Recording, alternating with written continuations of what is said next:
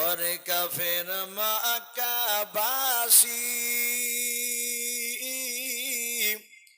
নবীজিকে মারব বলে ওই ঘিরে বসিলে আমার নবীর পায়ের জোতার সমান নবীর পায়ের জোতার সমান হতে পারবি না আর মদিনা যাইতে নবীজি হলেন রওয়ানা সৈয়দে আলম নবীজি সৈয়দে আলম নবীজি শাহে মদিনা আর মদিনা যাইতে নবীজি হলেন রওয়ানা নবী বলেন আবু বকর হিজরত করি চল গো ওই হুকুমে খোদার ওই রাতারাতি চলেন নবী রাতারাতি চলেন নবী সোনার মদিনা আর মদিনা যাইতে নবীজি হলেন রওয়ানা নবী বলেন হযরত আলী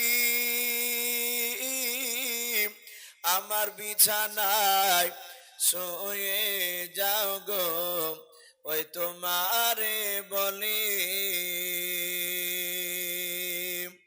হযরত আলী শুয়ে গেলেন হযরত আলী শুয়ে গেলেন নবীর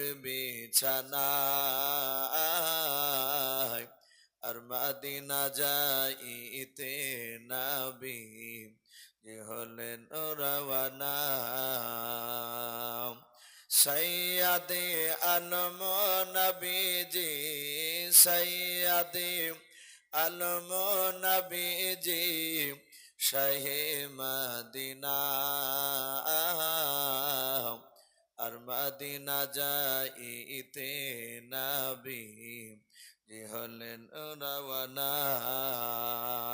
ভালোবেসে বাপজি তার রহমতের মজলিসে এখনো বসে রেখেছে অনেক মানুষ বাপজি দেখা যাচ্ছে অমনি উঠে পেছন দিকে টান চলে যাচ্ছে অনেকে তা আমরা বুঝতে পেরেছি মহান রব্বুল আলামিনের দরবারে শুকরিয়া স্বরূপ আদায় করে বলুন আলহামদুলিল্লাহ তারপরে পরে আপনার আমার নবী জনাবে মোহাম্মদ রাসূলুল্লাহ সাল্লাল্লাহু তাআলা আলাইহি ওয়াসাল্লামের উপরে অগণিত দুরূদ ও সালাম বর্ষিত হোক অর্পিত হোক সকলে বলুন আল্লাহুম্মা আমিন মুআজ্জাজ সামিনে কেরাম আমি আপনাদের সম্মুখে কোরআনুল কারীম থেকে বেশ কয়েকটা এত টুকরা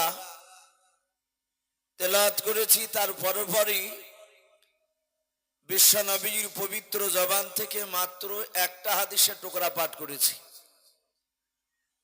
আমার পূর্বেকার বক্তা তার পূর্বেকার বক্তা সকলেই বাপজি কোরআন হাদিস থেকে আলোচনা করেছে আমার পূর্বেকার বক্তা বিজ্ঞান সম্পর্কে অনেক কথা তিনি তুলে ধরেছিলেন রাত্রি প্রায় 1টা বাজতে চলল আর আমার বড় বাপজি এখনো দুটো বক্তা অলরেডি আপনার আরাম করছে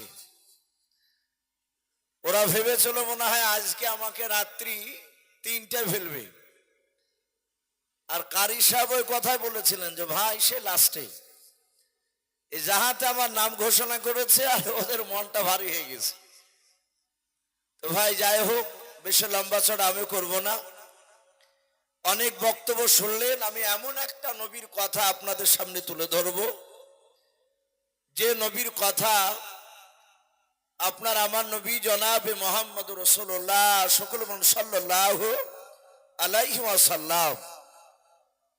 আমরা জানি যে সারা পৃথিবীর মধ্যে সবচেয়ে দামি নবী তিনি হচ্ছেন আপনার আমার নবী। এই মোহাম্মদ সাল্লাল্লাহু আলাইহি ওয়াসাল্লামের উপর দিয়ে বড় নবী আর কেউ আছে? কেউ নাই। অথচ সেই নবী আমার মুসা আলাইহিস সালাম বলে বাপজি আল্লাহ রাব্বুল আলামিনের একজন বিখ্যাত নবী। সেই নবীর কথা আলোচনা করতে গিয়ে মহান রব্বুল আলামিনের রসুল তিনি আপনা আপনি মুচকে মুচকে হাসতেন। সাহাবারা রাসূলুল্লাহর কথার দিকে লক্ষ্য করে মুখের দিকে তাকে বলতেন, ওগো নবী, আমি দেখেছি আপনি অন্য নবী রাসূলদের কথা বললে আপনি হাসেন না। হযরতে দানিয়াল আলাইহিস সালাম, হযরতে হিজকিল নবী আলাইহিস সালাম, হযরতে ইউনুস নবী আলাইহিস সালাম, হযরতে শীশ নবী আলাইহিস সালাম, অনেকগুলো নবীর কথা আপনি বলেন, কিন্তু আপনি তাদের কথা বলতে গিয়ে আপনি হাসেন না। কিন্তু মুসা নবী আলাইহিস সালামের কথা বলতে গিয়ে আপনি কেন হাসেন? আল্লাহ রসুল বলতেন মসজিদে নববীতে দাঁড়িয়ে, ওগো আমার সাহাবাইকে রাও, আমার মুসা ভাই অত্যন্ত রাগীর নবী ছিলেন। আল্লাহ রাব্বুল আলামিনের সামনে এমন এমন পাগলামি কথা বলতে আল্লাহ রাব্বুল আলামিন তিনি রাগ করতেন না। বলুন আলহামদুলিল্লাহ। এই মুসা আলাইহিস সালামের বাপজি কথাতে রাগ করতেন না। অথচ অন্য নবী রাসূলরা তারা আল্লাহর সাথে কথা বলতে ভয় পেতেন। আমরা জানি পৃথিবীতে বাপজি আপনার একটাই নবী, তিনি একটা তুর পাহাড়ে গিয়ে আল্লাহর সাথে ডাইরেক্ট বাপজি কথা বলতেন, কিন্তু আল্লাহ পর্দার আড়ালে থাকতেন। সেই পাহাড়টার নাম হচ্ছে বাপজি তুর পাহাড়। আল্লাহ রসুল বলছেন, ওগো আমার সাহাবাই কেরাম, জানো আমার মুসা ভাই কেমন পাগলামি করে? ওনার কথা আপনারা অনেক শুনেছেন। এই মুসা আলাইহিস সালাম তিনি আল্লাহর সাথে কথা বলতে বলতে হঠাৎ করে বলছেন, আল্লাহ তুমি তো সারা পৃথিবীর মাখলুকাত যারা চলাফেরা করে তুমি তাদেরকে ঘুম দিয়েছো, আমাকেও ঘুম দিয়েছো, আমিও তো ঘুমাই, কিন্তু ওগো মাওলা তুমি কি এটা একটু ঘুমাও না? হঠাৎ করে মুসা নবী আল্লাহকে প্রশ্ন করছে। আল্লাহ রাব্বুল আলামিন বলেন, মুসা আমি যদি ঘুমাই তাহলে গোটা পৃথিবীর নিজামটা ঠিক থাকবে না। বলে আল্লাহ এটা একটু যদি ঘুমান 2-4 সেকেন্ড অসুবিধা নাই তো? এই ঘুমানোর পরে আপনি আবার জেগে যাবেন, এতে আবার ক্ষতি কি হবে? আল্লাহ রাব্বুল আলামিন বলেন, মুসা তুমি জানো না আমি ঘুমিয়ে গেলে তুমি ঘুমালে কিছু হবে না, কিন্তু আমি যদি ঘুমাই তাহলে পৃথিবীর নিজাম ঠিক থাকবে না। বলে আল্লাহ আমার মনে হয় না যে কিছু ক্ষতি হবে এমন কিছু। আল্লাহ বলেন, মুসা দেখবা আমি কেন ঘুমাই না? বলে একটু দেখার। আল্লাহর কুদরাতে দেখছে মুসা আলাইহিস সালামের সামনে একটা কাচের গিলাস একদম পানি ভর্তি। আল্লাহ রাব্বুল আলামিন শুধু বাপজি ইশারা করলি সেটা হয়ে যায়, কোন বললি বাপজি সাতাহাত হয়ে যায়, আবার যদি বলো ফায়াকুন তো ধ্বংস হয়ে যাবে। তা আল্লাহ রাব্বুল আলামিনের মুসা দেখছেন সামনে কাচের গিলাস, আল্লাহর রসুল মুসা আলাইহিস সালাম বলছেন এই গিলাস কি করবো আমি? আল্লাহ বলেন, মুসা তুমি এই কাচের গিলাসটাকে তুমি ধরো। মুসা আলাইহিস সালাম কাচের গিলাসটাকে ধরলে, আর অমনি আল্লাহ বললেন, এই ঘুম তুমি আমার মুসাকে ধরো। আল্লাহ বললেন, মুসা তুমি কাচের গিলাস ধরো, আর আল্লাহ ঘুমকে ডেকে বলছেন, ঘুম তুমি আমার মুসাকে ধরো। সঙ্গে সঙ্গে বাপজি আপনার মুসা আলাইহিস সালাম গিলাস ধরেছেন আর তার চোখে একটু ঘুম এসেছে। মুসা আলাইহিস সালাম চোখটা বাপজি একটু বন্ধ হয়ে গিয়েছে। অনেক মানুষ বাপজি চোখটা বন্ধ করে থাকে, তার দিলটা জেগে থাকে, কিন্তু কিন্তু মুসা নবী পয়গম্বর আলাইহিস সালাম চোখ বন্ধ করেছেন, তার দিলটাও ঘুমে গিয়েছে। কয়েক সেকেন্ড বাপজি আপনার নাই, যাহাতে ঘুমকে ধরতে বলেছেন আল্লাহ, মুসাকে তুমি ধরাও। মুসা নবী নিদ্রা চলে গিয়েছে, আর হাত থেকে বাপ যে গ্লাসটা পড়ে গিয়েছে। মুসা আলাইহিস সালামের হাত থেকে বাপ যে গ্লাসটা পাহাড়ে পড়ে যাওয়ার পর খচাক করে বাপ যে শব্দ হয়েছে, মুসা নবীর ঘুমটা ভেঙে গেল। আমার আল্লাহ ডাক দিয়ে বলেন, মুসা, আমি যে তোমাকে গ্লাস ধরতে বলেছিলাম, তোমার গ্লাস কই? মুসা আলাইহিস সালাম তিনি তাকে দেখছেন গ্লাসটা কুচি হয়ে গিয়েছে।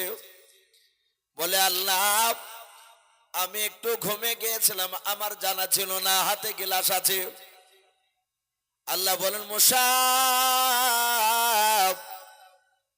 তুমি যেমন কয়েক সেকেন্ডও লাগে নাই, শুধু একটু চোখটা বন্ধ করেছিল, আর ওই সময় তোমার হাত থেকে পানির গ্লাসটা পড়ে গিয়ে গ্লাসটা চূর্ণ বিচূর্ণ হয়ে গিয়েছে। ওরে মুসা, আমি আল্লাহ যদি একটিবার যদি ঘুমিয়ে যাই, কাচের গ্লাস ভাঙা করে গোটা পৃথিবীটা ভেঙে যাবে। বলুন সুবহানাল্লাহ। মুসা বলছেন, আল্লাহ বুঝতে পেরেছি, এই জন্য তুমি ঘুমাও নাই। এরকম অনেক রকম প্রশ্ন, জিদাল প্রশ্ন করতেন মুসা, আল্লাহ রাগ করতেন না। আল্লাহ এত ভালোবাসতেন মুসা আলাইহিস সালামকে। আল্লাহ বলেছেন, আমি যখন যেই রকম বাদশাহ তাকে সেই রকম টাইট করার জন্য সেই রকম আমি নবী পাঠিয়েছি।